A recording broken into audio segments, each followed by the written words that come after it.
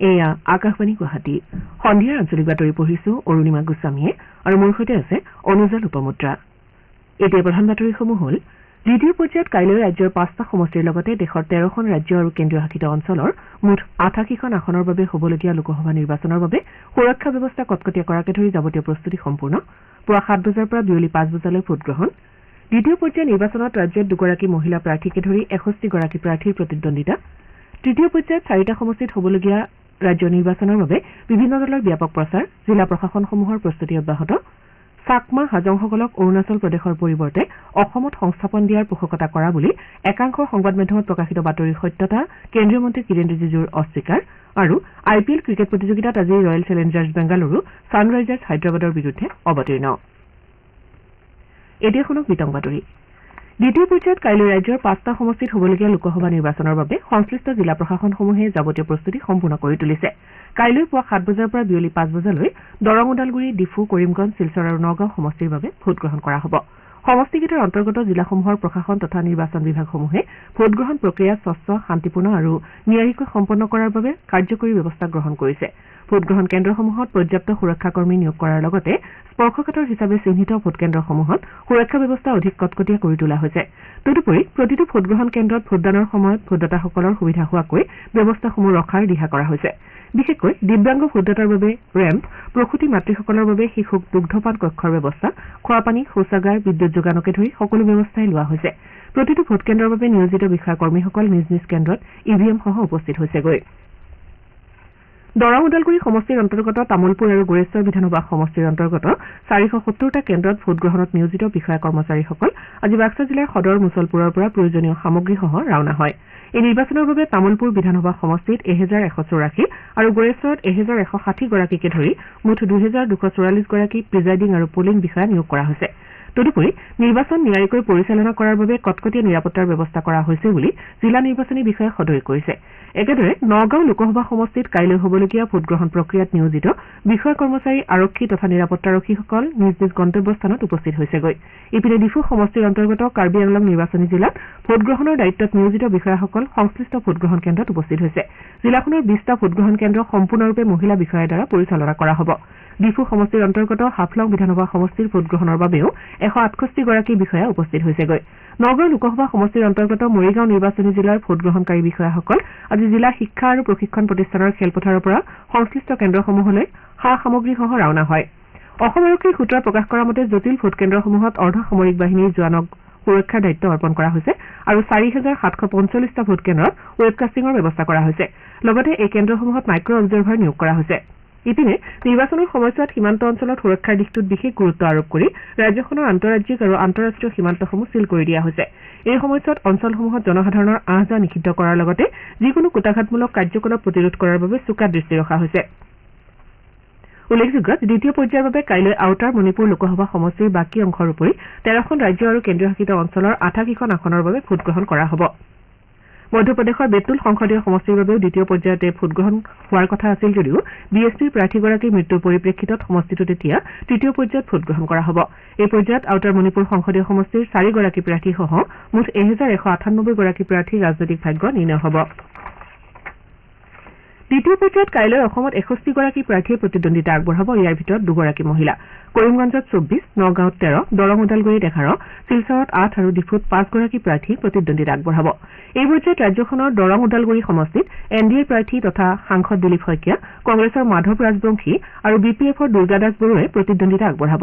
ইপিনে শিলচৰত বিজেপি মিত্ৰজোঁটৰ প্ৰাৰ্থী মন্ত্ৰী পৰিমল শুক্লবৈদ্য, তৃণমূল কংগ্ৰেছৰ ৰাধেশ্যাম বিশ্বাস আৰু কংগ্ৰেছ দলৰ সূৰ্যকান্ত চৰকাৰে প্ৰতিদ্বন্দ্বিতাত অৱতীৰ্ণ হ'ব। কৰিমগঞ্জত বিজেপি মিত্ৰজোঁটৰ কৃপানাথ মাল্লা, কংগ্ৰেছৰ হাফিজ ৰছিদ চৌধুৰী আৰু AIUDFৰ চাহাবুল ইছলাম চৌধুৰীয়ে প্ৰতিদ্বন্দ্বিতা কৰিব। নগাঁও সমষ্টিত বিজেপি মিত্ৰজোঁটৰ প্ৰাৰ্থী সুৰেশ বৰাৰ বিপৰীতে কংগ্ৰেছ দলৰ প্ৰদ্যুৎ বৰদলৈ আৰু AIUDFৰ আমিনুল ইছলামে প্ৰতিদ্বন্দ্বিতা কৰিব। অনুসূচিত জনজাতিৰ বাবে সংৰক্ষিত ডিফু সমষ্টিত বিজেপি মিত্ৰজোঁটৰ হৈ অমৰ সিং টিছৌ, কংগ্ৰেছৰ জয়ৰাম ইংলেং আৰু গণ সুৰক্ষা পাৰ্টীৰ জন বাৰ্নাড চাংমাই প্ৰতিদ্বন্দ্বিতা কৰিব। দ্বিতীয় পৰ্যায়ৰ নিৰ্বাচনৰ প্ৰেক্ষাপট সন্দৰ্ভত এতিয়া আমি আকাশবাণীৰ সংবাদদাতা মানস প্ৰতিম শৰ্মাৰ সৈতে কথা পাতিবলৈ লৈছো। মানস প্ৰতিম, দ্বিতীয় পৰ্যায়ৰ নিৰ্বাচনৰ ৰাজনৈতিক প্ৰেক্ষাপট সন্দৰ্ভত আপুনি কি ক'ব খোজে আৰু এই সমষ্টিকেইটাত কোন কোন দলৰ প্ৰাৰ্থীৰ মাজত প্ৰতিদ্বন্দ্বিতাৰ সম্ভাৱনা থকাটো আপুনি লক্ষ্য কৰিছে?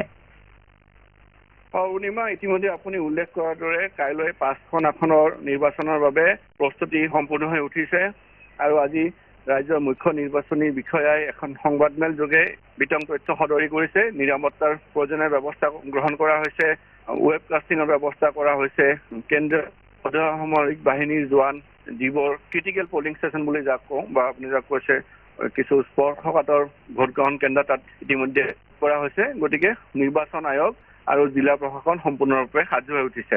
তাৰ উপৰি প্ৰথম পৰ্যায়ৰ দৰে ভোটদাতাসকলৰ সুবিধাৰ বাবে বিভিন্ন ব্যৱস্থা গ্ৰহণ কৰা হৈছে। উদাহৰণস্বৰূপে যে খোৱা পানীৰ ব্যৱস্থা, শৌচালয়ৰ ব্যৱস্থা, যিহেতু অকণমান এতিয়া গৰম পৰিছে, ভালদৰে যাতে কেন্দ্ৰৰ বাহিৰত শাৰীসমূহত ভালদৰে থিয় দিব পাৰে তাৰ বাবে শ্বেডৰ ব্যৱস্থা কৰা হৈছে, ৰেম্পৰ ব্যৱস্থা কৰা হৈছে।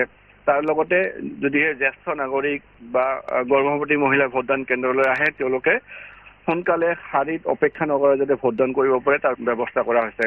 যদি আমি নিৰ্বাচনী প্ৰতিদ্বন্দ্বীলৈ লক্ষ্য কৰোঁ, আশা কৰা হৈছে যে 5খন আসনতে তিনিকোণীয়া প্ৰতিদ্বন্দ্বিতা হোৱাৰ সম্ভাৱনা আছে। অৱশ্যে সম্ভাৱনাহে ফলাফলৰ বাবে আমি বাট চাব লাগিব। মুঠ 61গৰাকী প্ৰাৰ্থীয়ে এই পৰ্যায়ত প্ৰতিদ্বন্দ্বিতা কৰিছে, কিন্তু আশ্চৰ্যজনকভাৱে মাত্ৰ 2গৰাকীহে মহিলা প্ৰাৰ্থী ইয়াত প্ৰতিদ্বন্দ্বিতা আগবঢ়াইছে। আৰু যদি আমি প্ৰধান গুৰুত্বপূৰ্ণ প্ৰাৰ্থীসকলৰ বিষয়ে উল্লেখ কৰোঁ যে আমি জানো যে শিলচৰ আসনখনত বৰ্তমান চৰকাৰৰ মন্ত্ৰী এগৰাকী জ্যেষ্ঠ মন্ত্ৰী পৰিমল শুক্লবৈদ্য তেখেত প্ৰতিদ্বন্দ্বিতা আগবঢ়াইছে। প্ৰাক্তন সাংসদ তেখেতে AIUDFৰ সাংসদ হিচাপে নিৰ্বাচিত হৈছিলে। এই নিৰ্বাচনৰ কিছুদিন পূৰ্বে TMCত যোগদান কৰিছে ৰাধেশ্যাম বিশ্বাস, তেখেতে প্ৰতিদ্বন্দ্বিতা আগবঢ়াইছে। কৰিমগঞ্জ আসনৰ পৰা বিজেপিৰ বৰ্তমানৰ সাংসদ কৃপানাথ মাল্লা আছে। নগাঁও আসনৰ বাবে ভাৰতীয় জনতা পাৰ্টীয়ে সুৰেশ বৰাক প্ৰাৰ্থিত্ব আগবঢ়াইছে আৰু তেওঁৰ বিপক্ষে আছে কংগ্ৰেছৰ বৰ্তমানৰ সাংসদ প্ৰদ্যুৎ বৰদলৈ আৰু AIUDFৰ বিধায়ক আমিনুল ইছলাম। দৰং ওদালগুৰি সমষ্টি পুনৰ্নিৰ্ধাৰণৰ পাছত নতুনকৈ নামকৰণ কৰা হৈছে। দৰং ওদালগুৰিত প্ৰতিদ্বন্দ্বিতা আগবঢ়াইছে ভাৰতীয় জনতা পাৰ্টীৰ বৰ্তমানৰ সাংসদ দিলীপ শইকীয়া আৰু তেওঁৰ বিৰুদ্ধে কংগ্ৰেছৰ মাধৱ ৰাজবংশী আৰু BPFৰ বিধায়ক দুৰ্গা দাস বড়ো আছে। এইদৰে AIUDF, কংগ্ৰেছ, ভাৰতীয় জনতা পাৰ্টী, BPF আদিকে ধৰি বিভিন্ন ৰাজনৈতিক দলৰ লগতে নিৰ্দলীয় প্ৰাৰ্থীয়েও এই 5খন আসনৰ প্ৰতিদ্বন্দ্বিতাত অৱতীৰ্ণ হৈছে। আৰু পূৰ্বে উল্লেখ কৰাৰ দৰে যে পুৱা 7 বজাৰ পৰা বিয়লি 5 বজালৈ ভোটগ্ৰহণ অনুষ্ঠিত হ'ব আৰু নিৰ্বাচন আয়োগে সমূহ ভোটদাতাকে ভয় আৰু ভীতিহীনভাৱে মুক্ত মনেৰে কোনো সংকোচ নোহোৱাকৈ ওলাই আহি ভোটদান কৰিবলৈ আহ্বান জনাইছে। অৰুণিমা। হয়, মানসজ্যোতি শৰ্মা, দ্বিতীয় পৰ্যায়ৰ নিৰ্বাচনৰ বিভিন্ন দিশ সামৰি আপুনি আমাৰ শ্ৰোতাসকলক বিতংভাৱে জনালে। নিৰ্বাচন সম্পৰ্কীয় তথ্যৰ বাবে পৰৱৰ্তী সময়ত পুনৰ আপোনাৰ সৈতে সংযুক্ত হ'ম। ধন্যবাদ। সমগ্ৰ দেশতে দ্বিতীয় পৰ্যায়ত নিৰ্বাচনত অৱতীৰ্ণ হ'বলগীয়া প্ৰাৰ্থীসকলৰ ভিতৰত সামগ্ৰিকভাৱে 8.6% মহিলা প্ৰাৰ্থী আছে। এই পৰ্যায়ত অসম আৰু ত্ৰিপুৰাত 2গৰাকীকৈ মহিলা প্ৰাৰ্থীয়ে প্ৰতিদ্বন্দ্বিতা আগবঢ়াব। প্ৰথম পৰ্যায়ৰ নিৰ্বাচনত প্ৰাৰ্থীসকলৰ ভিতৰত মহিলা প্ৰাৰ্থী 8.2% আছিল। দ্বিতীয় পৰ্যায়ত কেৰালাত সৰ্বাধিক 25গৰাকী মহিলা প্ৰাৰ্থীয়ে প্ৰতিদ্বন্দ্বিতা আগবঢ়াব। আনহাতে কৰ্ণাটকত 21গৰাকী আৰু উত্তৰ প্ৰদেশত 10গৰাকী প্ৰাৰ্থীয়ে প্ৰতিদ্বন্দ্বিতা আগবঢ়াব। আপোনাৰ ভোট, আপোনাৰ কণ্ঠ। ভোটৰ শক্তিৰে নিৰ্মাণ কৰক সুস্থ গণতন্ত্ৰ। লোকসভা নিৰ্বাচনৰ দ্বিতীয় পৰ্যায়ত 26 এপ্ৰিলত দৰং, ওদালগুৰি, ডিফু, কৰিমগঞ্জ, শিলচৰ আৰু নগাঁৱত হ'বলগীয়া ভোটগ্ৰহণত গণতান্ত্ৰিক অধিকাৰ সাব্যস্ত কৰি শক্তিশালী গণতন্ত্ৰৰ অংশীদাৰ হওক। শ্ৰোতাসকলে সন্ধিয়াৰ আঞ্চলিক বাতৰি শুনিছে আকাশবাণী গুৱাহাটী কেন্দ্ৰৰ পৰা। পৰৱৰ্তী বাতৰি শুনক অনুজা লোপামুদ্ৰাৰ পৰা। নিৰ্বাচন আয়োগে দ্বিতীয় পৰ্যায়ত কাইলৈ ৰাজ্যৰ 5টা সমষ্টিত হ'বলগীয়া নিৰ্বাচন স্বচ্ছ, মুক্ত, নিকা আৰু শান্তিপূৰ্ণ ৰূপত পৰিচালনাৰ বাবে তৎপৰতাৰে সকলো ব্যৱস্থা সম্পূৰ্ণ কৰি তুলিছে। ৰাজ্যৰ মুখ্য নিৰ্বাচনী বিষয়া অনুৰাগ গোয়েলে আজি এখন সংবাদমেলত কয় যে এই পৰ্যায়ত ৰাজ্যখনৰ 5টা সমষ্টিৰ অন্তৰ্গত 9,133টা ভোটগ্ৰহণ কেন্দ্ৰত 77 লাখৰো অধিক ভোটদাতাই গণতান্ত্ৰিক অধিকাৰ সাব্যস্ত কৰাৰ সুযোগ লাভ কৰিব। ইয়াৰ ভিতৰত 38,78,000ৰো অধিক পুৰুষ, 38,30,000ৰো অধিক মহিলা আৰু 170গৰাকী তৃতীয় লিংগৰ ভোটদাতা আছে। একেদৰে 61,548গৰাকী বিশেষভাৱে সক্ষম ভোটদাতাই এই পৰ্যায়ত ভোটৰ অধিকাৰ সাব্যস্ত কৰাৰ সুযোগ লাভ কৰিছে। দ্বিতীয় পৰ্যায়ৰ ভোটদাতাসকলৰ ভিতৰত 15,683গৰাকী দৃষ্টিহীন আৰু 34,548গৰাকী 85 বছৰৰ ঊৰ্ধৰ ভোটদাতা আছে। একেদৰে 100 বছৰ অতিক্ৰম কৰা 862গৰাকী ভোটদাতা আৰু 17,392গৰাকী ছাৰ্ভিচ ভোটাৰ আছে। এই পৰ্যায়ৰ 18ৰ পৰা 19 বছৰ বয়সৰ 1,21,769 গৰাকী ভোটদাতাই গণতান্ত্ৰিক অধিকাৰ সাব্যস্ত কৰিব বুলি শ্ৰীগোৱেলে প্ৰকাশ কৰে। এই পৰ্যায়ত 9,133টা ভোটগ্ৰহণ কেন্দ্ৰৰ ভিতৰত 906টা নগৰাঞ্চলত আৰু 8,227টা গ্ৰামাঞ্চলত স্থাপন কৰা হৈছে। ভোটকেন্দ্ৰসমূহৰ ভিতৰত 1,220টা কেন্দ্ৰ জটিল বুলি চিনাক্ত কৰি পৰ্যাপ্ত নিৰাপত্তাৰক্ষী নিয়োগ কৰা হৈছে। আনহাতে 473টা কেন্দ্ৰ মহিলা বিষয়া আৰু 12টা কেন্দ্ৰ বিশেষভাৱে সক্ষম বিষয়াই পৰিচালনা কৰিব। দ্বিতীয় পৰ্যায়ত 90টা আদৰ্শ ভোটগ্ৰহণ কেন্দ্ৰ থাকিব। এই পৰ্যায়ত কৰিমগঞ্জত সৰ্বাধিক 24 গৰাকী আৰু ডিফুত সৰ্বনিম্ন 5 গৰাকী প্ৰাৰ্থীয়ে প্ৰতিদ্বন্দ্বিতা আগবঢ়াব। সমষ্টিকেইটাৰ ভিতৰত ডিফুত আটাইতকৈ কম 9,01,000 গৰাকী আৰু দৰং ওদালগুৰিত সৰ্বাধিক 22,09,000ৰো অধিক ভোটদাতা আছে। নিৰ্বাচন আয়োগে ভোটদাতাসকলক নিজৰ গণতান্ত্ৰিক অধিকাৰ সাব্যস্ত কৰিবলৈ আহ্বান জনাইছে। অৰুণাচল প্ৰদেশত চাকমা হাজংসকলক সংস্থাপন নিদি অসমত সংস্থাপন দিয়াৰ পোষকতা কৰা বুলি একাংশ সংবাদ মাধ্যমত প্ৰকাশিত বাতৰিটোৰ সত্যতা কেন্দ্ৰীয় মন্ত্ৰী কিৰেণ ৰিজিজুৱে অস্বীকাৰ কৰিছে। নতুন দিল্লীত সাংবাদিকৰ সৈতে হোৱা কথা বতৰাত মন্ত্ৰী ৰিজিজুৱে কৈছে যে অসমত চাকমা হাজংসকলক সংস্থাপন দিবৰ বাবে তেওঁ কেতিয়াও কোৱা নাই। তেওঁ কয় যে নাগৰিকত্ব সংশোধনী আইন অনুসৰি অৰুণাচলত চাকমা হাজংসকল স্থায়ী নাগৰিক হ'ব নোৱাৰে আৰু সেইবাবে চাকমা হাজংসকলৰ সংস্থাপনৰ বিষয়টো সমাধান কৰিবলৈ শ্ৰী ৰিজিজুৱে নেডাৰ নেতা তথা অসমৰ মুখ্যমন্ত্ৰী ডঃ হিমন্ত বিশ্ব শৰ্মাৰ সৈতে আলোচনাত মিলিত হৈছিল। অসমত চাকমা হাজংসকলক সংস্থাপন দিবলৈ কোৱা হোৱা নাই বুলি কিৰেণ ৰিজিজুৱে স্পষ্টভাৱে জানিবলৈ দিয়ে। আনহাতে মুখ্যমন্ত্ৰী ডঃ শৰ্মাই চাকমা হাজংসকলক অসমত সংস্থাপন দিয়া বিষয়টো ইতিপূৰ্বে অস্বীকাৰ কৰিছে। ইফালে কংগ্ৰেছ দলৰ নেতা সাংসদ তথা যোৰহাট সমষ্টিৰ প্ৰাৰ্থী গৌৰৱ গগৈয়ে আজি সাংবাদিকৰ আগত এই বিষয়টো উল্লেখ কৰি চাকমা হাজংসকলৰ অসমত সংস্থাপনৰ বিষয়টো সন্দৰ্ভত কিৰেণ ৰিজিজু আৰু মুখ্যমন্ত্ৰীক একেলগে সংবাদমেল সম্বোধন কৰি স্পষ্ট কৰি দিবলৈ আহ্বান জনায়। কংগ্ৰেছৰ ৰাষ্ট্ৰীয় সভাপতি মল্লিকাৰ্জুন খাৰ্গে অহা 27 এপ্ৰিলত অসমলৈ আহিব। প্ৰদেশ কংগ্ৰেছৰ সভাপতি ভূপেন বৰাই এই কথা সদৰি কৰে। ৰাষ্ট্ৰীয় সভাপতিগৰাকীয়ে বৰপেটাৰ কংগ্ৰেছ প্ৰাৰ্থী দীপ বায়নৰ হৈ নিৰ্বাচনী প্ৰচাৰ চলোৱাৰ লগতে গুৱাহাটীত এখন সংবাদমেলত অংশগ্ৰহণ কৰিব। অহা 7 মেত তৃতীয় পৰ্যায়ৰ লোকসভা নিৰ্বাচনত দেশৰ 12খন ৰাজ্য আৰু কেন্দ্ৰীয় শাসিত অঞ্চলত 1,351 গৰাকী প্ৰাৰ্থীয়ে প্ৰতিদ্বন্দ্বিতা আগবঢ়াব। এই পৰ্যায়ত 2,963 গৰাকী প্ৰাৰ্থীয়ে 95টা সংসদীয় সমষ্টিৰ বাবে মনোনয়ন দাখিল কৰিছিল। ইপিনে অসমত এই পৰ্যায়ত 47 গৰাকী প্ৰাৰ্থীয়ে প্ৰতিদ্বন্দ্বিতা কৰাটো নিশ্চিত হৈছে। এই পৰ্যায়ত ৰাজ্যৰ গুৱাহাটী, বৰপেটা, ধুবুৰী আৰু কোকৰাঝাৰ লোকসভা সমষ্টিত নিৰ্বাচন অনুষ্ঠিত হ'ব। লোকসভা নিৰ্বাচনৰ চতুৰ্থ পৰ্যায়ৰ বাবে মনোনয়ন পত্ৰ দাখিল প্ৰক্ৰিয়াৰ আজি অন্ত পৰিব। কাইলৈ মনোনয়নসমূহ পৰীক্ষা কৰা হ'ব আৰু ইচ্ছুক প্ৰাৰ্থীসকলে 29 এপ্ৰিললৈকে মনোনয়ন প্ৰত্যাহাৰ কৰিব পাৰিব। চতুৰ্থ পৰ্যায়ত উত্তৰ প্ৰদেশ, মধ্যপ্ৰদেশ, মহাৰাষ্ট্ৰ, বিহাৰ, ঝাৰখণ্ড, ওড়িশা, পশ্চিমবংগ, অন্ধ্ৰপ্ৰদেশ, তেলেংগানা আৰু জম্মু কাশ্মীৰৰ 96টা সংসদীয় সমষ্টিৰ বাবে 13 মেত ভোটগ্ৰহণ কৰা হ'ব। ৰাজ্যত অনুষ্ঠিত হ'বলগীয়া তৃতীয় তথা অন্তিম পৰ্যায়ৰ লোকসভা নিৰ্বাচনৰ বাবে বাকী 4টা সমষ্টিত বিভিন্ন ৰাজনৈতিক দলৰ প্ৰচাৰ অভিযান অব্যাহত আছে। কৃষিমন্ত্ৰী অতুল বৰাই আজি কামৰূপ জিলাৰ হাজোত মাৰাথান প্ৰচাৰ অভিযান চলায়। তেওঁ হাজো অঞ্চলৰ বিভিন্ন ঠাইত 5টাকৈ নিৰ্বাচনী কাৰ্যালয় উদ্বোধন কৰাৰ লগতে কেইবাখনো জনসভাত ভাগ লয়। তৃতীয় পৰ্যায়ৰ নিৰ্বাচনৰ বাবে ৰাজ্যৰ 4টা সমষ্টিত বিভিন্ন ৰাজনৈতিক দলে নিজ নিজ দলৰ প্ৰাৰ্থীৰ সমৰ্থনত প্ৰচাৰ অব্যাহত ৰাখিছে।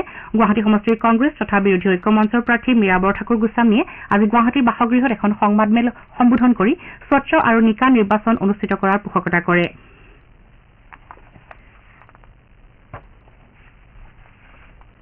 বিশ্ববিদ্যালয় অনুদান আয়োগে এটা নিৰ্দেশনাযোগে শিৱসাগৰ জিলাৰ অগ্ৰণী উচ্চ শিক্ষানুষ্ঠান বীৰ লাচিত বৰফুকন মহাবিদ্যালয়ক স্বতন্ত্ৰ মহাবিদ্যালয় হিচাপে ঘোষণা কৰিছে।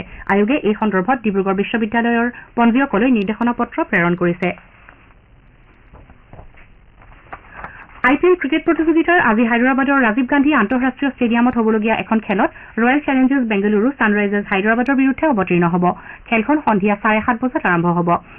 উল্লেখযোগ্য যে ছানৰাইজাৰ্ছ হায়দৰাবাদ 10 পইণ্টেৰে পইণ্ট তালিকাৰ তৃতীয় স্থানত থকাৰ বিপৰীতে ৰয়েল চেলেঞ্জাৰ্ছ বেংগালুৰু মাথো 2 পইণ্টেৰে অন্তিম স্থানত আছে। বাতৰি শেষ কৰাৰ পূৰ্বে প্ৰধান বাতৰিকেইটা আকৌ এবাৰ। দ্বিতীয় পৰ্যায়ত কাইলৈ ৰাজ্যৰ 5টা সমষ্টিৰ লগতে দেশৰ 13খন ৰাজ্য আৰু কেন্দ্ৰীয় শাসিত অঞ্চলৰ মুঠ 88খন আসনৰ বাবে হ'বলগীয়া লোকসভা নিৰ্বাচনৰ বাবে সুৰক্ষা ব্যৱস্থা কটকটীয়া কৰাকে ধৰি যাৱতীয় প্ৰস্তুতি সম্পূৰ্ণ। পুৱা 7 বজাৰ পৰা বিয়লি 5 বজালৈ ভোটগ্ৰহণ। দ্বিতীয় পৰ্যায়ৰ নিৰ্বাচনত ৰাজ্যত 2গৰাকী মহিলা প্ৰাৰ্থীকে ধৰি 61গৰাকী প্ৰাৰ্থীৰ প্ৰতিদ্বন্দ্বিতা।